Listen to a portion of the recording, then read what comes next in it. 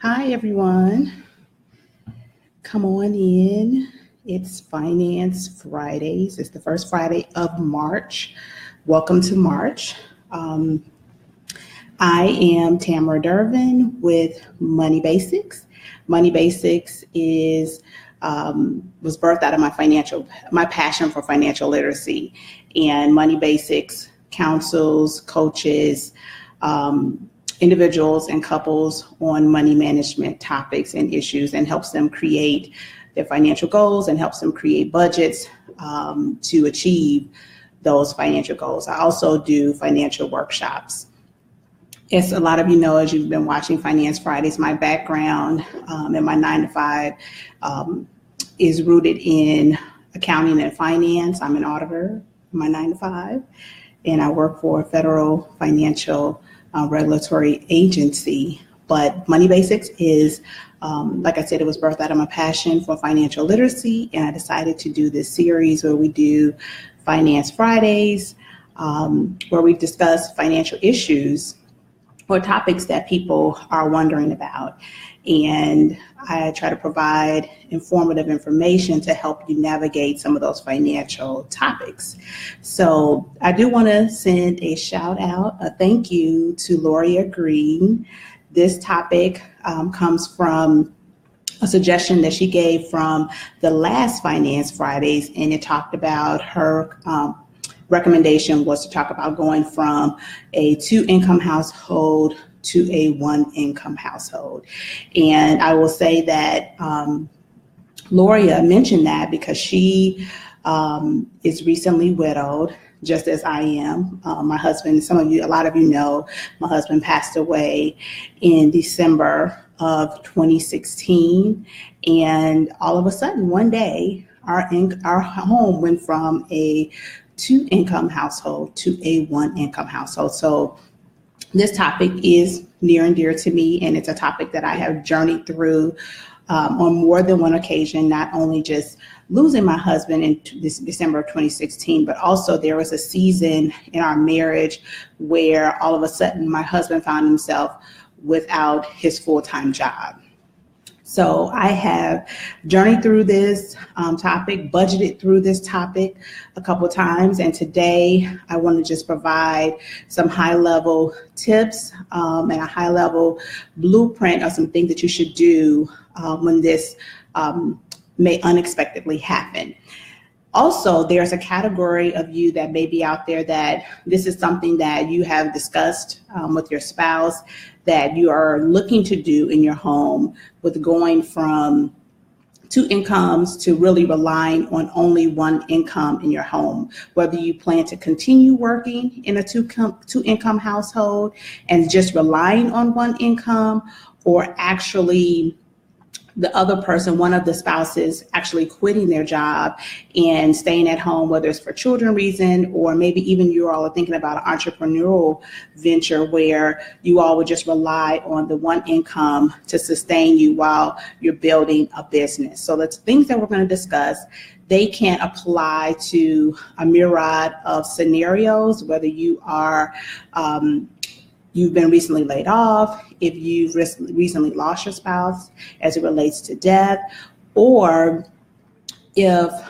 you are divorced, if you recently found yourself in a situation where you are getting a divorce and now you're going from a 2-income home to a 1-income home. So the things that we're going to discuss can be helpful for you throughout any of those scenarios. Also, I do want to mention, initially, I didn't think of this, but another scenario that can weigh on your finances, and it could cause you to become go from a 2-income to a 1-income household, is illness. If one of the spouses becomes seriously ill and they're unable to work, it's not that they lost their job, but they are unable to work due to illness. And I will say that like I said, as some of you guys know, my husband passed away in December of 2016. But prior to that, he was diagnosed with lymphoma. And I will say that God really blessed us in this area, where he had an employer that was extremely understanding and blessed us, where Jeremiah didn't have to worry about going to treatments, that they still paid him even when he could not work.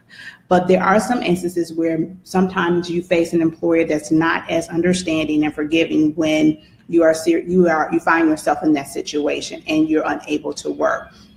So these are some things that you can do if you find yourself in the situation where you need to go from a two-income household to a one-income household. So let's get started. And when you join, if you have questions, post your questions, and I'll be trying to monitor the chat. Hey, Tamika, I'll be try to monitor the chat while I'm talking to grab your questions.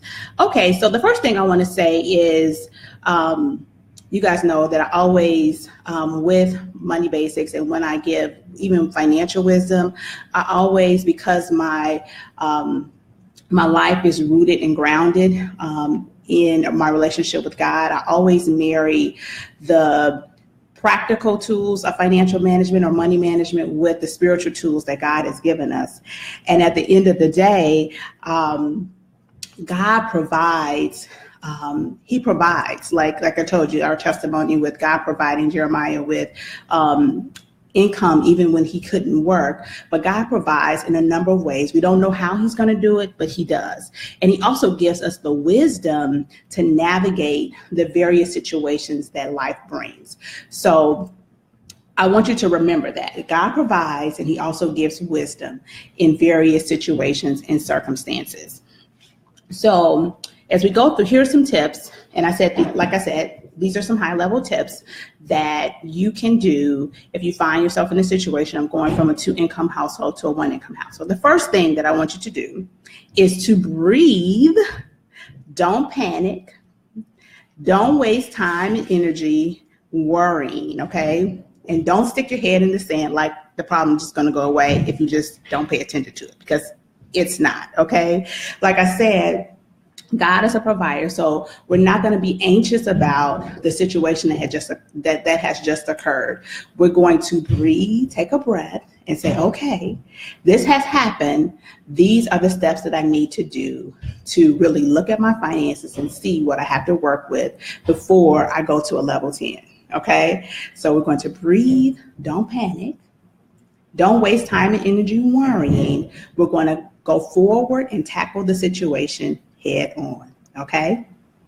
The second thing we're going to do is get organized and take inventory of our financial life. We're going to get organized and take inventory of our financial life. Now, what does that look like? The first thing it looks like is knowing what you owe and knowing what you own. You need to map out, write down what your assets are and what your liabilities are. One of the ways that you can know and help you to really get a broad sense and a good sense of what you owe is to pull your credit report. And I tell people that this should be something that's a part of just your financial ritual, that you pull your credit report annually. But in this situation, you need to pull your credit report. You can go to annualcreditreport.com and you can get a free credit report from all three bureaus. They're required to provide it to you by federal law annually. And that's the website that you can get your free credit report from. The other place that you can get just a snapshot of what your credit score is creditkarma.com. And that gives you a free credit score if you want to see what your credit score, but we want the details of what you owe. So go to annualcreditreport.com and pull your credit report so you can see everything you owe, what your monthly payments are in one snapshot if you, for some reason, don't know what that information is, okay? And know what you're required to pay.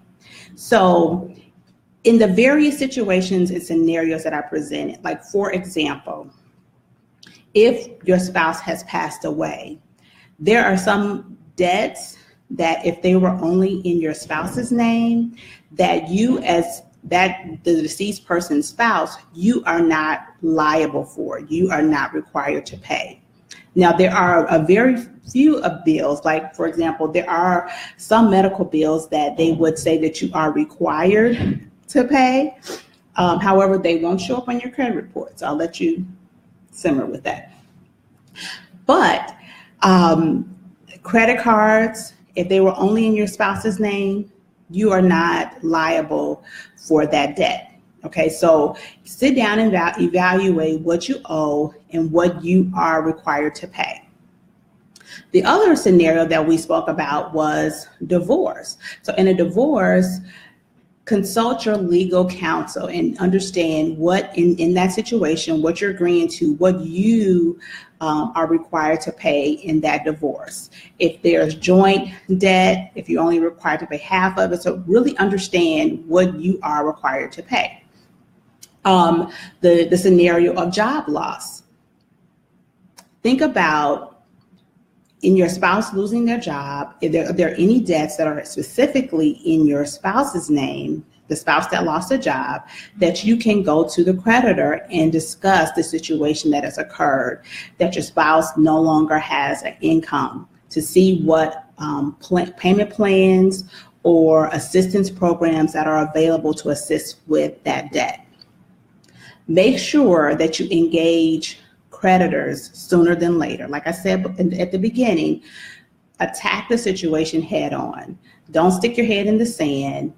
Bring the situation to your creditors sooner than later. There are probably options that can assist you in this situation, okay?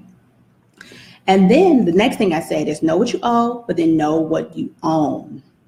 Know what bank accounts you have, know where they are, so know how much is in each bank account.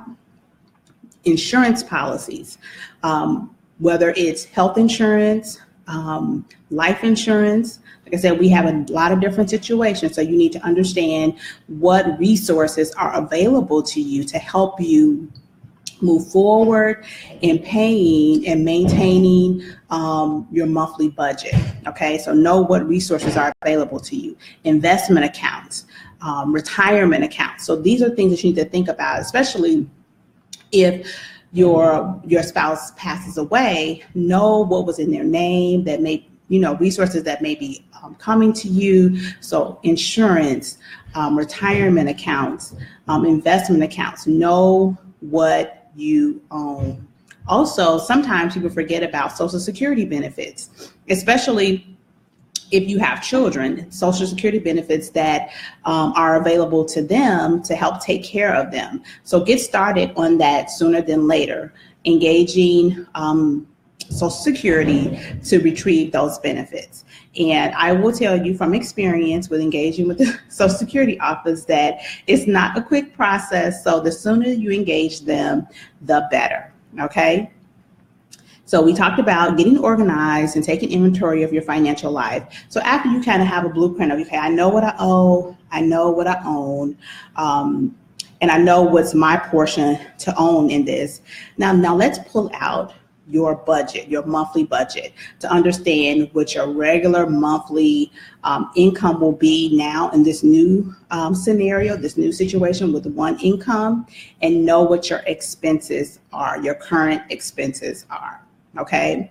And then the next thing you're going to do is you're going to work on your new budget in your new reality. And that's your new reality is becoming a one income household. Okay. And the first thing I want you to do is go through your expenses with a fine-tooth comb. That means evaluate what your needs are versus your wants in your monthly budget and your expenses. And this is especially true if when you look at your budget and your income is less than your expenses. So if you go through your monthly budget and at the end you say, okay, yes, I know that my husband was making this amount and now I only have this amount and our expenses were more than what I'm currently bringing in. So you need to go through your expenses with a fine-tooth comb and evaluate what your needs are versus your wants, okay? So that may mean, okay, if you really don't need cable or if you really don't need that plan on the internet, because like if you are, if your husband lost his job and you need to do a job search, you probably do need the internet, but do you need the biggest and best package with all the bells and whistles, or even with cable? There's so many options to get programming now that are pennies on the dollar versus the huge cable packages that a lot of us have, and the cable companies are really overcharging us, but I won't get into that right now. But go through your expenses with a fine-tooth comb. The other thing I want to kind of point out is this is especially true whether it's loss of a spouse or job loss, or even if there's a situation of a divorce, or now one of the spouses is staying home, you're choosing to go to one income. Some expenses might not exist anymore. Some people don't think about that when they're actually going through their budget or the fine-tooth comb. Like, for example, if your spouse is staying home now and they're not traveling to work, and let's say you were paying $100 for train travel to work, they're not doing it anymore. So you need to take that out. So that's an additional, that's a boost to your income side, because you don't have to pay that expense anymore. Also, some expenses may be reduced. So let's say, yes, you don't have to cook as much because they're not taking lunch or something. Just need just a little bit less for your food budget because they're not going out to eat. Or like in the case of, let's say, divorce or even loss of a spouse, even looking at your monthly food budget. I mean, I know people know me. It kind of hurts to say it, but that person is no longer there. So your food budget is not as high because that person is not eating anymore. And like, I will tell you, my food budget has gone down because there's just some things I don't eat anymore, or we don't have to buy as much food. So really go through your expenses and evaluate what you don't have anymore as a result of even that person or either not being there or the person not actually going physically out to work. Because there are some expenses that will go down or even be eliminated. So as you're going through that expense, your expenses in your budget, really take a hard look at that, okay? And like I said before, in this season, and sometimes people, Tamika, don't do that to me. In this season, people think about when they have, seasons where you go from two incomes to one income, and especially if it's like job loss, people feel like, okay, I have to make these sacrifices forever. Or even if you decide, okay, we're going to live on one income, things happen where your income starts to increase over time. Whether your spouse gets a promotion or you start producing additional income streams, even if you are stay at home, but things will happen on the other side of the income, even if you make a decision to go to one income. So some things that you have to cut or get rid of may only be for a season. So don't think about, okay, you're just doomed to get rid of things forever. Because sometimes it makes you have more of a drudgery in doing it when you think of it that way, okay? So think about, this is a season that we have to get through. Yes, it's tough, and we're getting rid of things, or we're cutting things that we would have liked to have had right now. But for right now, we can't take advantage of that. We may not be able to do cable. We may not be able to go out to eat as much. But this is for a season to get through. The goal is to get through the situation or circumstance that has occurred, or to just get through and get adjusted to living on one income if that's something you and your spouse have decided to do, okay? And then this is especially true in the instance of a loss of a spouse or in a divorce. You really have to review, those are like the variable expenses you'll look at, like, your food, your gas, your cable, internet, telephone, cell plans, all of that. Those are very expensive that you'll look at, and you'll call them and negotiate and try to cut and cut back. But also in the drastic situations where you really have lost a significant amount of your income and your budget is not balancing, you really will have to take a hard look at your fixed expenses. And your fixed expenses are things like housing and transportation, and make personal, hard decisions as to what needs to happen next. If a downsize needs to occur in your living situation, really, I would say, really pray about it and ask God for his wisdom. So because he may be calling you into something different in the next season of your life. So you really have to take a hard look at those expenses, housing, transportation, to determine what is going to be best for you financially, okay? Not listen to what other people are saying or what other people may even have, but what's best for you in your personal finance situation, and make the adjustments sooner than later.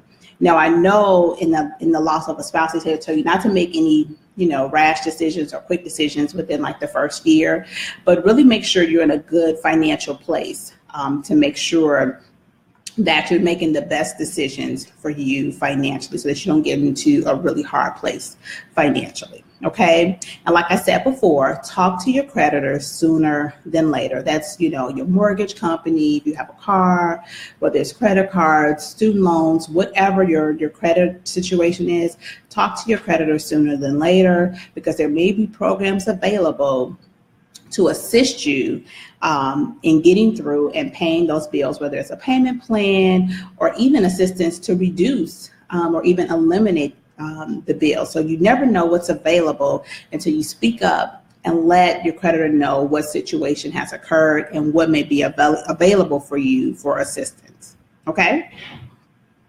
And one of the keys that I felt was very helpful to me in these situations is knowledge. Like now we're discussing this and we're talking about it, but knowledge is key to help you budget through any situation. So your knowledge of what is in your sphere, like I talked about, what you own, what you owe, knowing your income, and really knowing all of your expenses.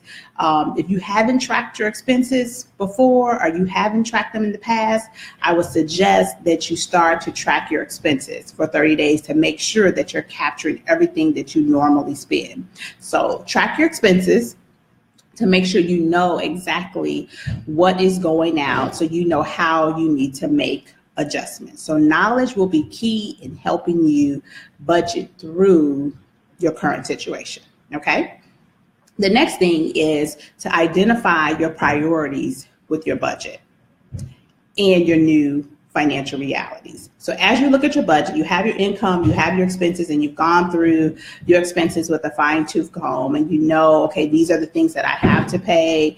I've reached out to creditors to see what's the best program or assistance that I can get. And then you just really, if there is still a shortfall, you have to figure out what your priorities are and what the things are that you really need to take care of first. And also figuring out what decisions need to be made first.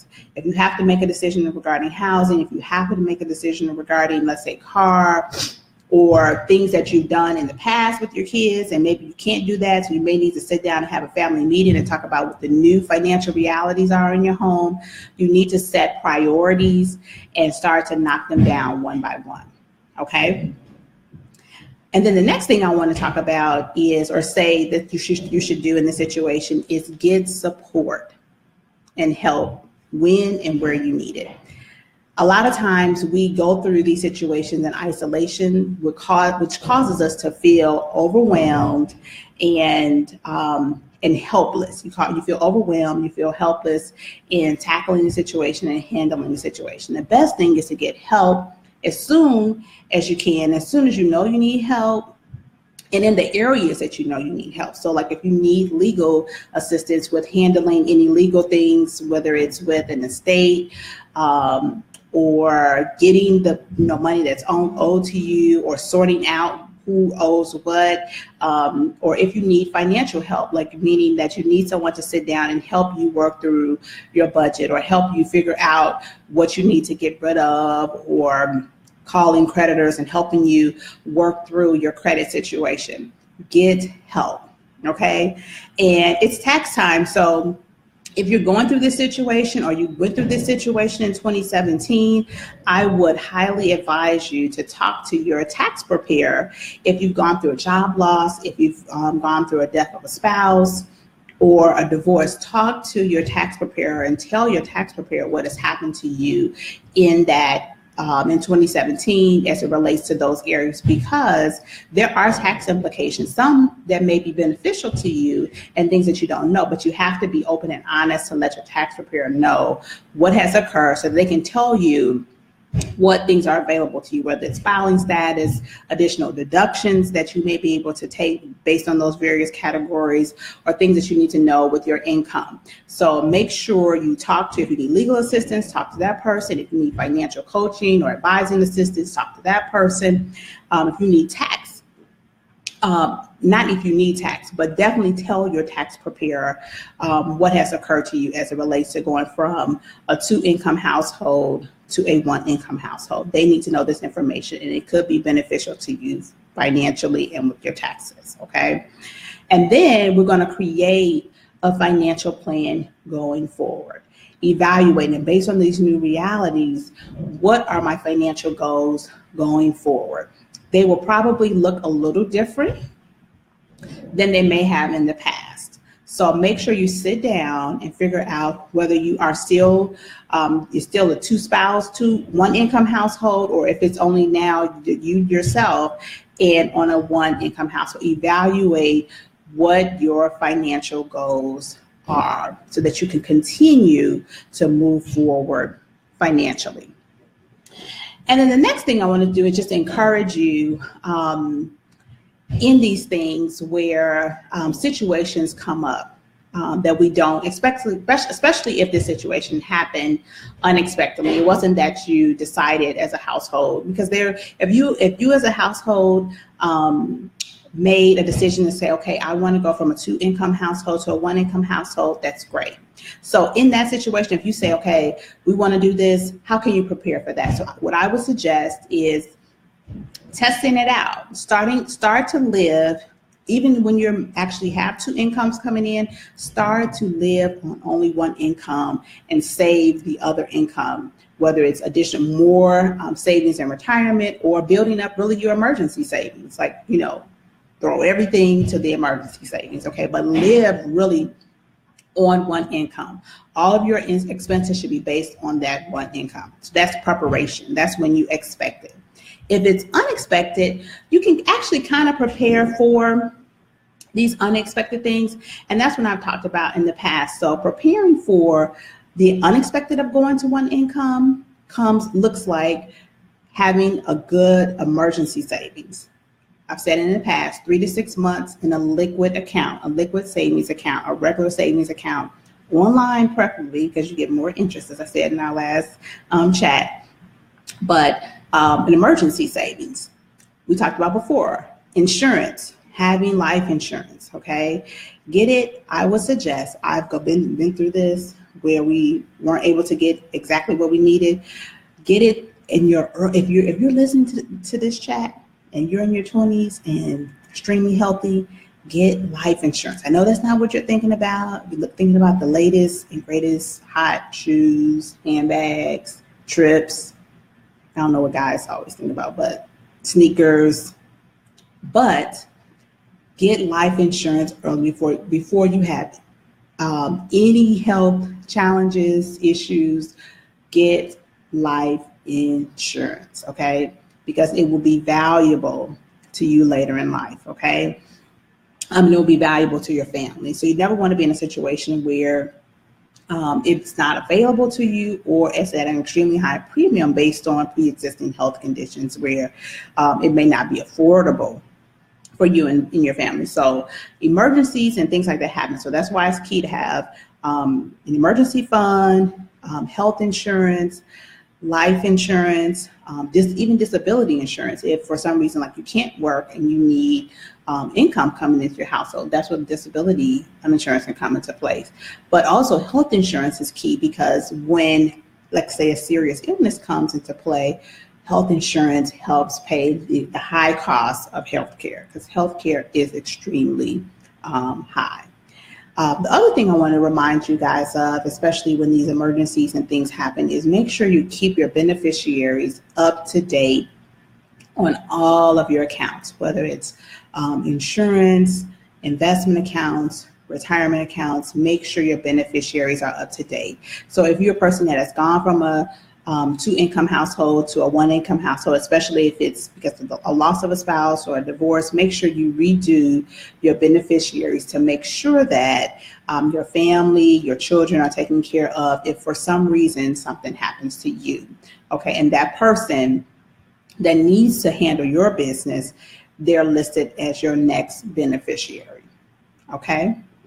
So today, like I said, we were just going to talk about, I hope this was helpful, some high-level things that you could do or steps you could take to tackle going from a two-income household to a one-income household. Of course, each situation is unique. And I would suggest that you seek personal counsel and make sure they're wise, reputable counsel in addressing your personal situation and how to handle your situation strategically and step by step. Of course, I do, as I said before in the past, I do offer financial coaching to individuals, and I can help you look at your situation and create a budget and a plan to get you through this situation on a path to financial freedom, or a path to just reaching your financial goals and your new goals that you would like to create.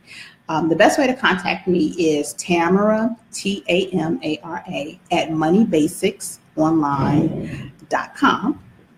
And we could schedule, right now I'm doing free 30-minute phone consultations with clients that are looking for someone to assist them in budgeting and creating financial goals.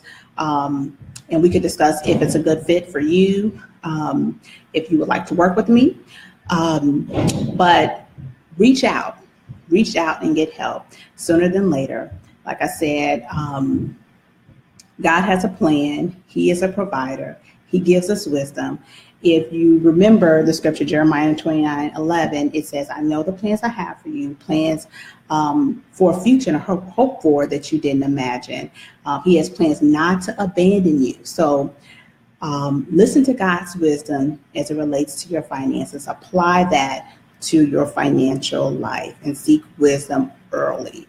And don't be anxious and don't worry, okay? Because you can budget through any situation or circumstance that may come your way, okay? I hope that this was helpful to you. Oh, I saw Loria jumped on. Hi, Loria. I told people that this scope was birthed from the question and the recommendation that you gave me from the last scope. So I'm not sure if you just joined, but if you, I'm done, but replay it and let me know if it was informative. I pray that it was informative to all that listen. Share it. Follow me on the various social media platforms. This is my Facebook page, Money is Basic. On Instagram, Money is Basic, and the same thing on Twitter. Okay, so send me your questions. Like I said, this question came from the last chat that we had, and if you send me your question may be the topic of the next Finance Friday chat. So send me questions, send me recommendations of topics that you're thinking about, or you might feel like you need help with, or you think other people might need help with. Like I said, I've gone through this situation a couple different ways, and I never thought about, oh, I should do a chat on that. So send the questions, send the recommendations. I would love to chat about them in our next Finance Fridays, okay? So you guys have a great Friday and a great weekend, and I look forward to chatting with you on the next Finance Fridays. Have a great weekend. Bye-bye.